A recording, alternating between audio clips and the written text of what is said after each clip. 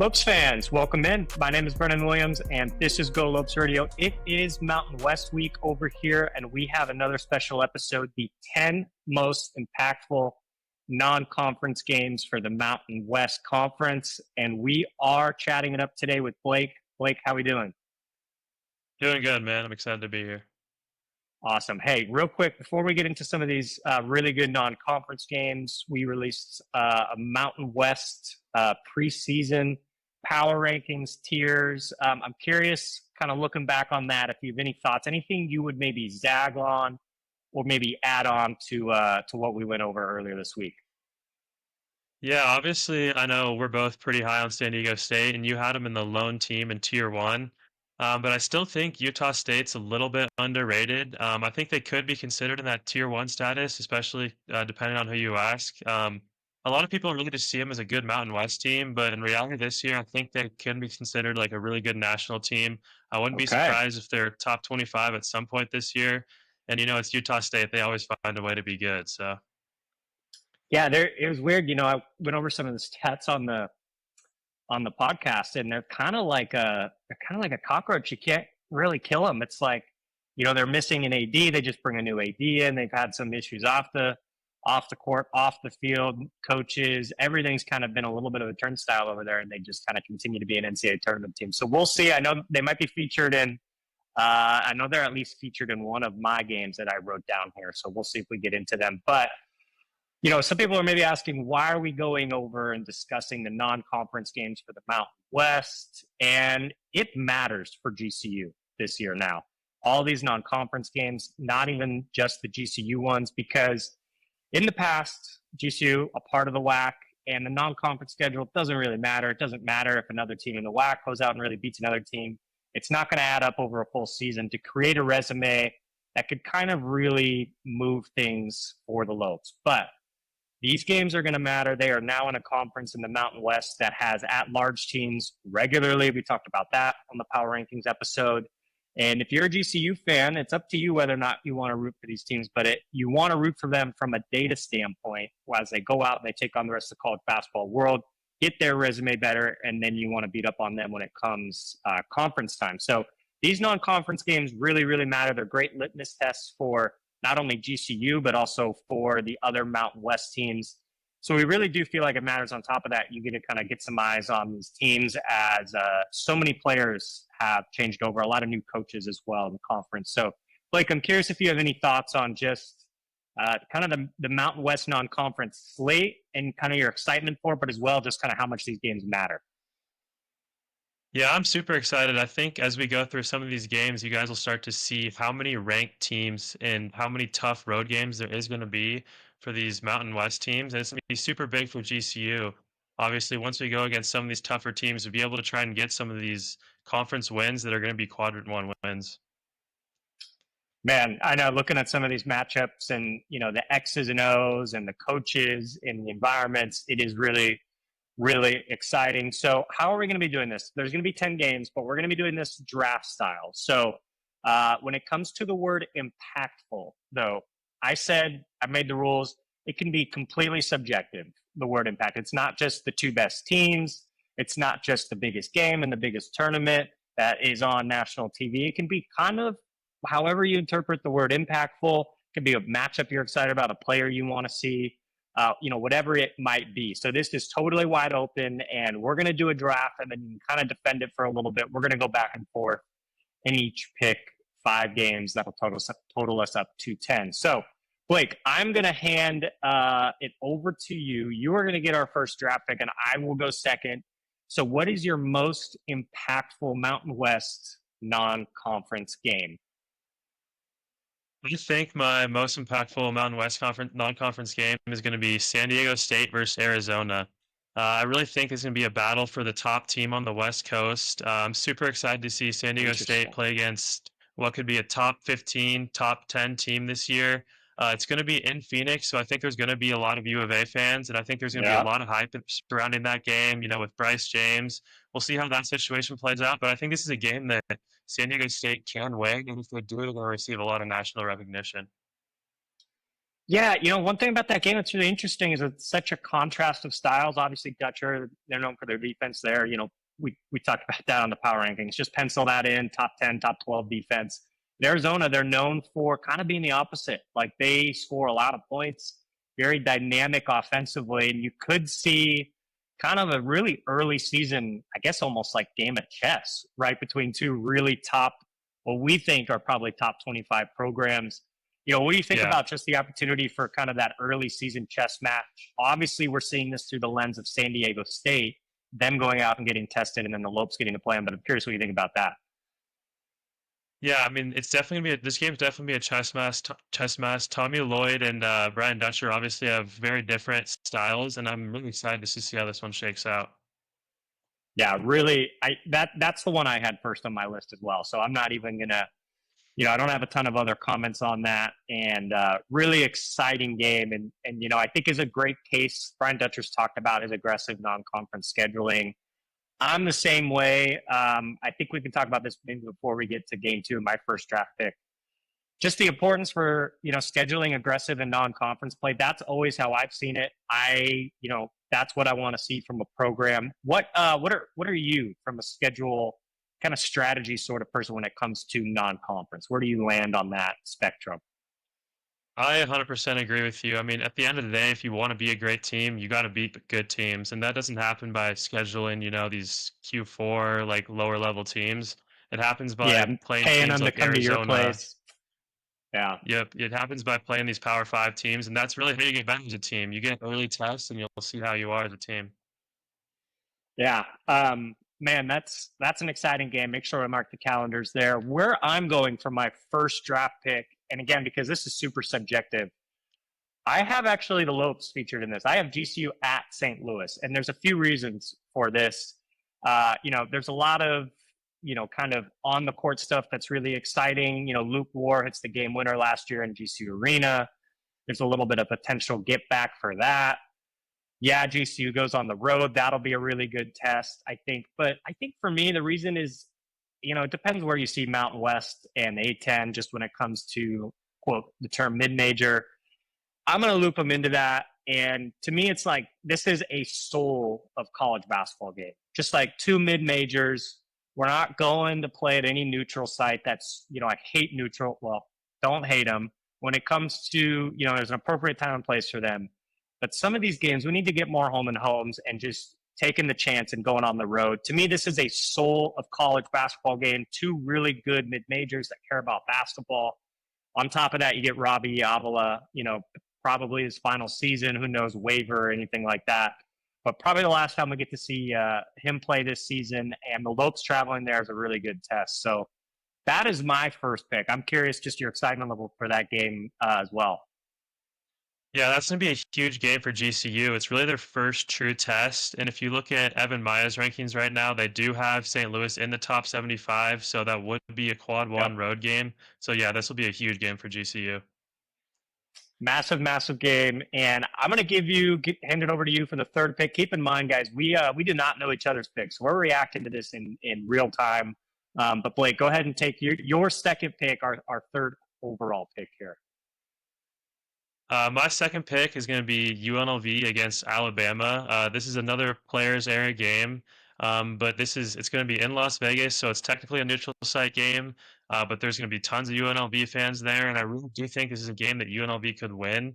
Alabama is obviously going to be a top 15 team in the country. It's just about every year with them. They're a great team, but I do think UNLV can catch them off guard in this game, and I'm super excited to see how they fare. Yeah, lots going on in the players era right now. I think there's a broader conversation there when we talk about non-con and kind of where we're going. Probably table that for another day, but it seems like that might be the future of kind of these MTEs. But listen, at the end of the day, if we're going to get these good of matchups, it's hard to say like it's bad for the sport. So, there's a ton of other ones, maybe even I think some others that we might have in that tournament alone that might be on this list, but that one is really exciting. I'm really stoked for that. So I will now take over with my second pick, our fourth pick, and man, where am I going with this? You know what? I'm going to go with gosh, I'm going to go with Utah State at South Florida. How about that one? You just mentioned Utah State. And, are they potentially not just a good, fun team out west who's, sneaky and good, but is this a team that wants to compete on a national level? South Florida, very good. Most places have them ranked in the top 70, maybe even 65 in the nation. And I think one thing about this is another true road trip. If you're Utah State, you go to South Florida, about as far as it gets on a map to geographically go play a college basketball game. And I think the big reason I chose this game is because it gives a big spotlight to Mason Falsev. Talked about him on our power rankings, but it's one of those games where, I think you could play well in the Mountain West Conference if you're him. You're going to arenas, places you played last year. And I don't want to say there's some comfortability with that. There's going to be a lot of uncomfortability with this. If you can show up and play in a true road game, and it's a really good college basketball team, different time zone. To me, that really shows just like the elevation potentially of his play. He's got to do it to meet the moment. I think it's a good gauge of just maybe how good he is individually and also how good this Utah State team might be. Yeah, I agree. And if we want to consider Utah State on that national level, these are the games that you win if you're a top 25 team. Yeah, you got to win. You got to show up. You got to be ready to go. There's been so much conversation in college football this season about traveling time zones, this and that. And, we're going to get that too when it comes to college basketball. So we're going to see how that goes. But, none of those excuses. You show up, you got to play well. And I think a big spotlight to get an idea of just how good maybe the individual talent is in this Mountain West. Blake, go ahead, take it away. Let's hear your next pick. Yeah, with my next pick, it's a really weird game in terms of scheduling. It's a non-conference game. It's going to be in the middle of February. It's going to be Utah State versus Memphis. This will be a home game for Utah State. It's going to be a really big game. I wouldn't be surprised if it does get some national recognition, like I said, just because of the weird scheduling. But it's two teams that I kind of see in the same tier where I could see them being nationally ranked this year, but still a bit unsure. And this is a game that Utah State should be able to win at home. Yeah, another spotlight game for Utah State. If you got a schedule tough again, I wish I had that exact quote offhand right now that Brian Dutcher said, I believe last year, where he said, we felt we got our at-large bid already by the time we started conference play, something kind of around that. And I think it's just a testament. Like, if you want to go out and, like we've said, you want to be a national team, a national brand, and prove yourself, you got to go do it in the non-conference. And that's another really, really great game. So where I'm going is a team for me in the Mountain West that has a massive question mark. This could be a team where they could show up and, shoot, maybe they're the third or fourth best team in the Mountain West. Maybe they're the eighth or ninth. We don't really know. And that's the New Mexico Lobos. I really don't have a feel. They bring in, obviously, Eric Olin, really exciting coach, plays a unique brand of basketball, and brings in a lot of talent, kind of all these random pieces. We're going to see how it gels together, but they are going to go on the road in New Mexico and play at VCU, which it's the start of the Martelli era at VCU, which is really exciting. He's built a really good roster, another really good kind of, depends on where you have all these conferences and the correct verbiage. But, another really good kind of mid-major sort of team. They go on the road.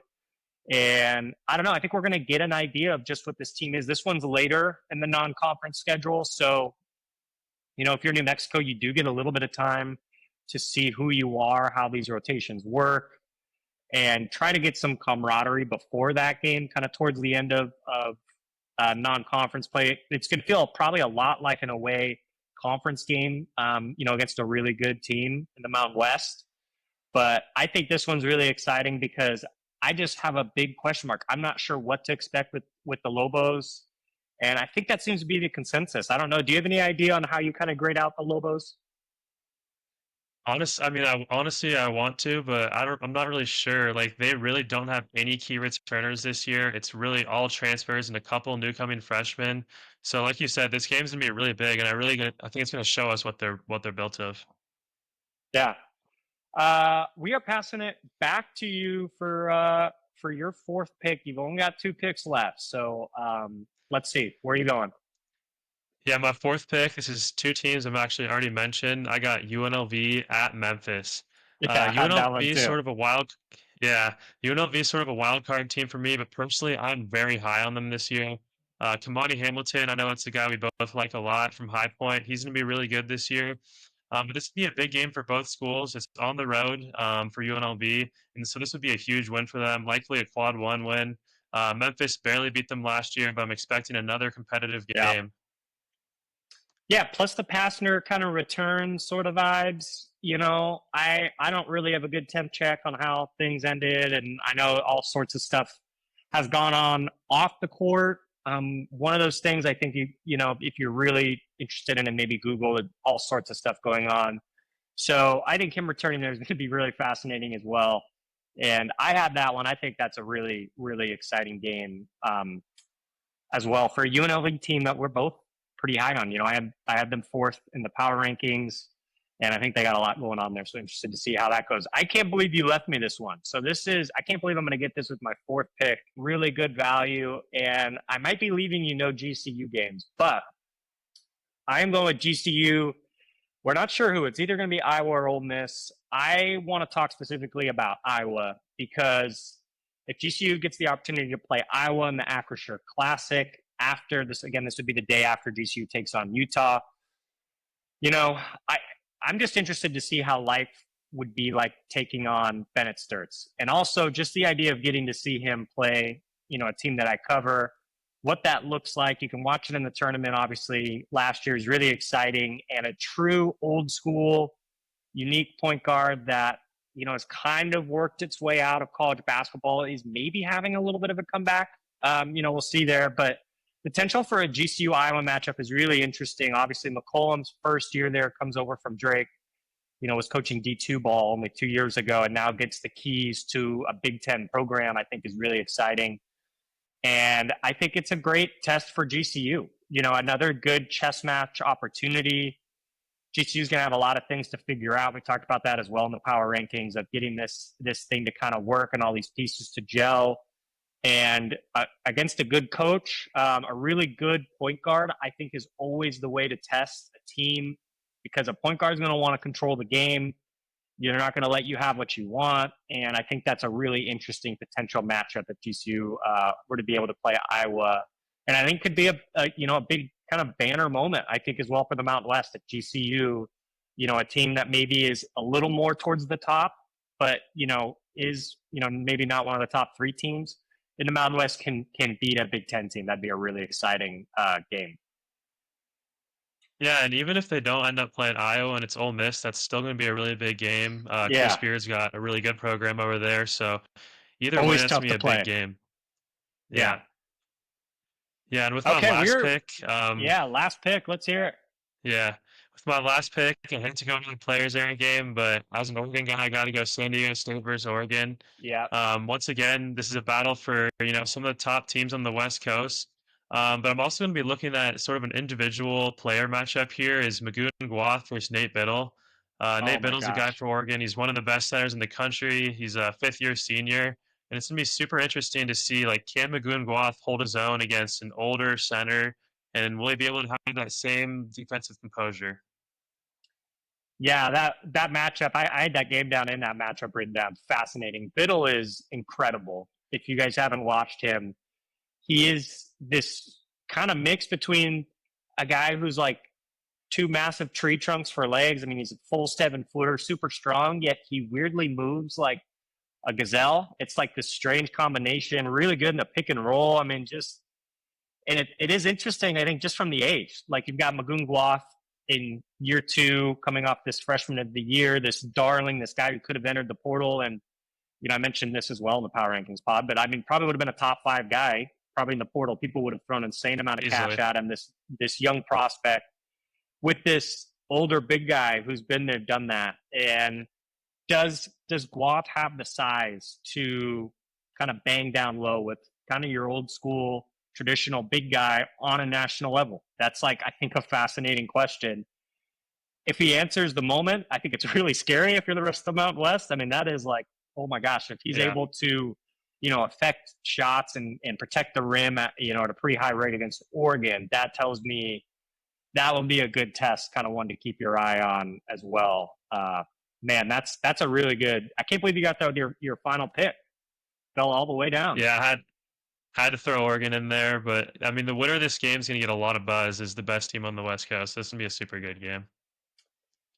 Yeah, so we're down to our final pick here for our 10th game. My final pick, I am going with Boise State. They are taking on St. Mary's, neutral site. They did this last year. They're doing it again. St. Mary's, we know it is just about as high floor as it gets with the program. They're going to be good. They're going to be tough defensively, no questions asked. They're not going to have a massive spotlight on them. They handle business. They show up ready to go. Obviously, GCU fans will be familiar with them, having beaten them in the NCAA tournament 2 years ago. They have a ton of talent, a ton of international talent, as always. But this Boise State thing is really interesting to me because St. Mary's is going to have a core. They're going to play together. That's like guaranteed, right?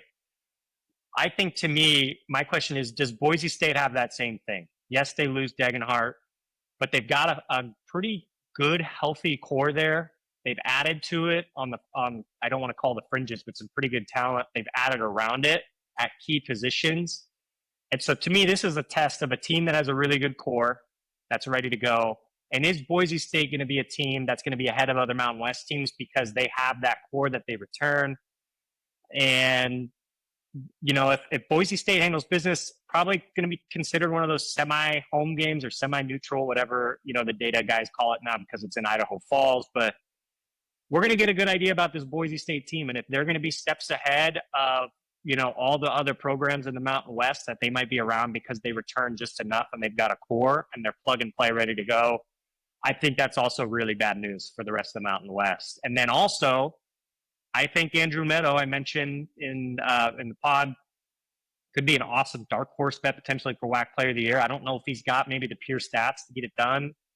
This is another litmus test for a guy where if he wants to be really good on a national stage, that's an opportunity to do it and show if he's really improved. So really excited about that game and another opportunity for the Mountain West to kind of flex its muscles a little bit. Yeah, those are our 10 games here, guys. I think, really excited to get this stuff underway. We are, about a month away from regular season college basketball. Lots of really good exhibitions to be tracking and really, really excited. Blake, I'm curious if you could kind of break us off here. You are going to be debuting tomorrow your Mountain West Bubble Watch, and you're going to be doing that each week throughout the season. If you could really quick just give us an explanation on what that's going to be and kind of why we're doing it as well. Yeah, so you're going to see a graphic of every single Mountain West team. This week, you're going to see their key non-conference matchups, and then you're going to see the percentage chance that we think that they're going to make March Madness. In future weeks, you'll see just their important games for that week. But this is going to be super important, just highlighting how good these Mountain West teams are. I mean, right now, there's probably about 4 or 5 teams that we project to be in March Madness, which is obviously a huge step up from the WAC. And so it'll be really fun just to keep up every week and see how teams are faring through non-conference, and then when we get into non-conference play, see how they fare there as well. Yeah, I'm sure nobody will disagree either with any of your thoughts or predictions or anything. So I'm sure it'll just go super smoothly. If it ends up getting out to other fan bases, I'm sure it will all go over well. But yeah, I think really excited for that, Blake, to kind of track. I think it's important now that GCU's in this Mountain West and kind of a new era of GCU basketball to be keeping an eye on these other Mountain West teams, know what they're doing, know the resume they're building. And then, at the end of the day, when these teams come to GCU Arena, you got to give them hell. And it's GCU's got to win. And as fans, we've got to get in GCU Arena and make it as loud as possible. So really excited to see that bubble watch and keep an eye on it throughout the season as these Mountain West teams continue to build their resume. But guys, that's going to be it for us today. We will have our award show on Friday. We are going to be releasing where we're going to go through. We're going to pick all the awards for the Mountain West, from Defensive Player of the Year to our first and second non-conference teams. We're going to even include a regular season champion for the Mountain West and a Mountain West Conference tournament winner. And I'm sure, again, there will be no disagreements amongst anybody, but we're really excited for that. And GCU at Waco here in a week and a half, taking on Baylor. So we are waiting to hear if there will be a stream for that. But guys, that's it for now. Blake, thanks for joining us today and here during Mountain West Week, and more content to come, guys. So thanks for tuning in.